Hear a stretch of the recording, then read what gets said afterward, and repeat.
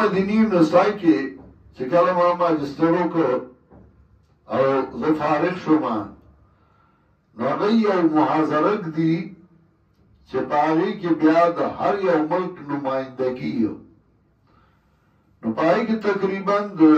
ګڼو ملکونو نمایندګي وه نو هغه محاضره وه په هغې کې د ګڼو ملکونو علما راغلي وو د الجزایر د مصر د تیونس د سعودي د اماراتو او هغه محاضره وه یو یو تن له به دعوت ورکو د یو یو ملک او هغه به په یو موضوع باندې بیان کو زم ناستومه ما ته پته نه وه چې ما له به هم اواز راکوي ما یې د ناسوارو چونډای هم اچولې وه وی په دې کې د سټیج نه آواز وشو چې پاکستان د طرف نه به مولانا محمد یحیی راشي او هغه به نمایندګي وکړي چې زما نوم یې واغوست زه ګډوډ شوم نه مې موضوع راته پته وه نه مې څه سوچ کړی و په دې تلو تلو کې هغه ناسوار مې هم نشو غورځولی ځکه چې عرب خدا ډېر بد دی هغه مې هم تېر کړ او ګډوډ شوم او سټیج له روان یم چې زه به څه وایم چې دې سټیج ته ورختمه نو زړه کې مې راغلل چې بد نور څه خو پرېږده خو د شیخ القرآن چې درته څه ویلي دي هغه ووایه نو نو زه چې څنګه ودرېدم نو ما په تدبر قرآن باندې شروع وکړه په تدبر قرآن چې ما شروع وکړه دغه اصول چې کله یو آیات کې سوچ کې ته به ګورې دې کې تعریف د قرآن دی که حکمت د نزول د قرآن دی که دې کې د چا سره خطاب دی که خطاب دی نو د چا سره دی مخاطبین څو قسمه دي په دې اصول وی 15 منټه د یو تن بیان به و 15 منټه زما چې 14 منټه پوره کېدل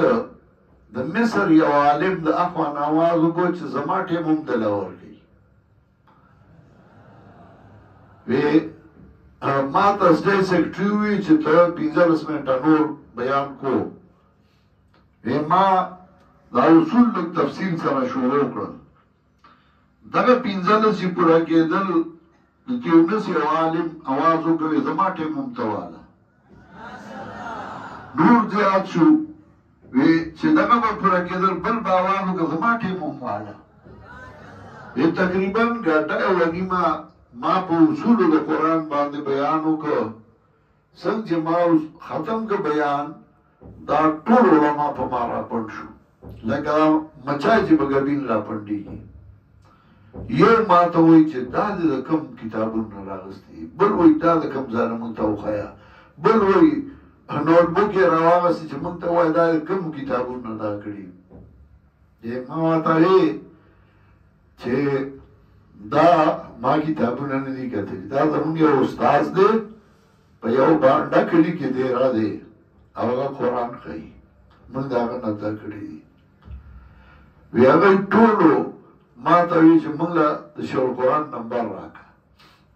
وی ما چې هلته خو ټلیفونونه ني هغه زمانه کې دلته ټلیفونونه نه وو نمبر راکړه پته راکړه اکتب عنوانه د هغه پته راته ولیکه او دا علما داسې تږي شو چې تا به دی اوس پنځیر ته راځي چې موږ ته د هغه پته راکړه موږ ځو د هغه نه قرآن زده کوو شیخ القرآن ته بیا دا واقعه بیانوله وی چې قسم په خدای دی چې په هغه سټیج مې وچړل او تا ته مې دعاګانې کولې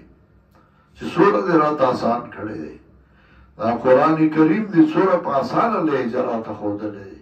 یریږي نه د سړي نه دا د هر چا کار نه و چې پنځبیر کې نه یې زده کړی نو هغه پکې بیا نورې کیسې کوي ځکه یا یو توره کړي یا دوه کړي یا درې کړي هغه څه زده کړي د شیخ القرآن طرز دا زه دعوې سره وایم چې هغه یوازې ما زده کړی دی او یو تنار مولانا صاحب الله دې وبخي هغه زده کړی یو میر سمیع الحق زده کړی چې هغه شیخ ته ناست و هر دورې کې به هغه شریک و نو هغه زده کړه دا یو دوره او دوه دورې وکړي په هغې طرز کې هغه بس دوره وي چې بس هغه طریقه زده کړي خو هغسې نه یو دا داسې احسان نه دی دا ډېر په محنت او په تکلیف باندې شوی دی او ډېر په ګرانه